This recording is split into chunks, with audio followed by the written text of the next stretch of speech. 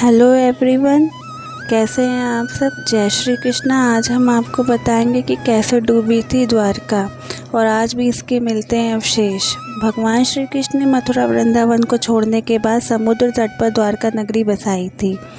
वहीं द्वारका, जो आज गुजरात की शान है, कई खोजों के दौरान समुद्र में एक नगर डूबा होने की बात सामने आती है।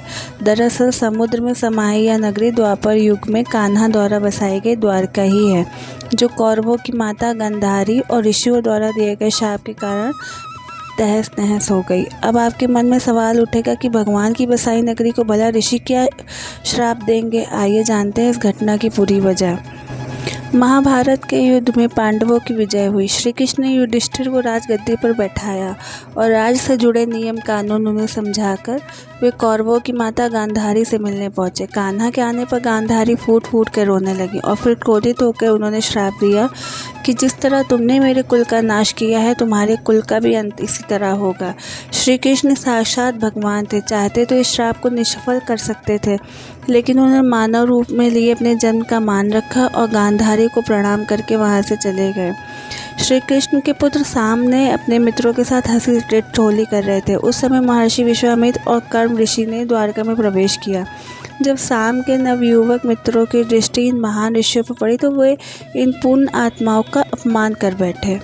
इन युवकों ने साम को एक महिला के वेश में तैयार किया और महर्षि विश्वामित्र तथा कर्म ऋषि के सामने पहुंचकर उनसे बोले, यह स्त्री गर्भवती है, आप देखकर बताइए कि इसके गर्भ से क्या उत्पन्न होगा। दोनों ही ऋषि युवकों के इस परिहास से अत्यंत क्रोधित हुए और उन्होंने कहा कि इसके गर्भ से एक मूसल उत्पन्न होगा, जिससे तुम जैसे दुष्ट, असभ्य और क्रूर लोग अपने समस्त कुल का नाश कर लेंगे। इस घटना का पता श्री कृष्ण को चला तो उन्होंने कहा कि यह ऋषियों की वाणी है, व्यर्थ नहीं जाएगी। और अगले ही दिन साम ने मूसल उत्पन्न किया। इस मूसल को राजा उग्रसेन ने समुद्र में फिकवा दिया।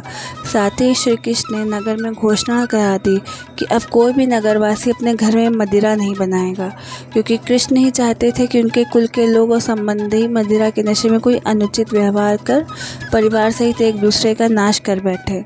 क्योंकि ऋषियों की वाणी थी तो सच तो होनी ही थी। धार्मिक पुस्तकों के आधार पर महाभारत युद्ध के 36वें वर्ष में द्वारका नगरी में बहुत अपशकुन होने लगे थे। कान्हा ने सभी यदुवंशी पुरुषों को तीर्थ पर जाने के लिए कहा। इस पर सभी लोग द्वारका नगरी से तीर्थ के लिए निकल पड़े। प्रभास क्षेत्र में आने पर विश्राम के दौरान किसी बात पर ये लोग आपस ही में भिड़ गए। यह बहसबाजी झगड़े में बदली और झगड़ा मार काट में बदल गया।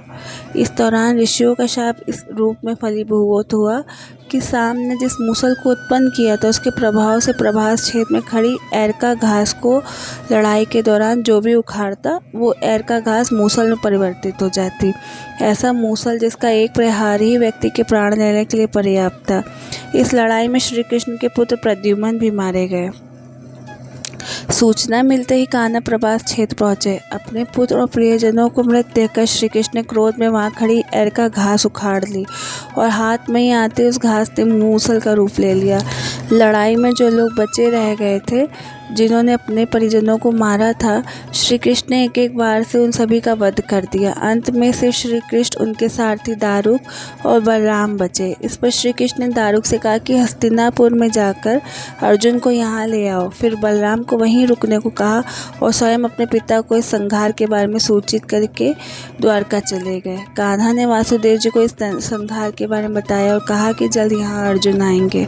आप नगर की स्त्रियों बच्चों को लेकर अर्जुन के साथ हस्तिनापुर चले जाइएगा। जब श्री कृष्ण वापस प्रभास क्षेत्र पहुंचे तब बलराम जी ध्यान अवस्था में बैठे थे। कान्हा के पहुंचते ही उनके शरीर से शेष नाग निकले और समुद्र में चले गए। अब श्री कृष्ण इधर उधर घूमते हुए अपने जीवन और गांधारी के शाप के बारे में विचार करने लगे और फिर एक पेड़ की छांव में बैठ गए। इसी समय जरा नामक एक शिकारी का बाण उनके पैर में आकर लगा, जिसने दूर से उनके पैर के अंगूठे को हिरण का मुख समझकर बाण चला दिया था। जब वह शिकारी शिकार उठाने पहुंचा तो श्री कृष्ण को देखकर क्षमा मांगने लगा। कान्हा ने उसे अभय दान देकर देह त्याग दी। अर्जुन ने द्वारका पहुंचकर वासुदेव जी से कहा कि वह नगर में शेष बचे सभी लोगों को हस्तिनापुर चलने की तैयारी का आदेश दें। फिर अर्जुन ने प्रभास क्षेत्र जाकर सभी यदुवंशियों का अंतिम संस्कार किया। अगले दिन वासुदेव जी ने प्राण त्याग दिए उस पर उनका अंतिम संस्कार कर अर्जुन सभी महिलाओं और बच्चों को लेकर द्वारका से निकल गए। जैसे ही उन लोगों ने नगर छोड़ा, द्वारका का राजमहल और नगरी समुद्र में समा गई। उसी नगरी के पिलर और अवशेषों के बारे में समुद्र से जुड़ी अलग अलग रिसर्च के दौरान जानकारी मिलती रहती है।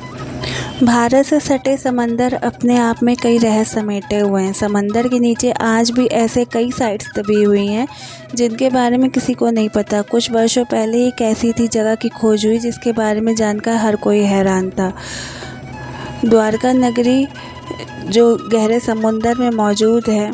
द्वारका धाम हिंदू धर्म के चारों धामों में से एक है। यह गुजरात के काठियावाड़ क्षेत्र में अरब सागर के द्वीप में स्थित है। इस नगरी का धार्मिक, पौराणिक एवं ऐतिहासिक महत्व है।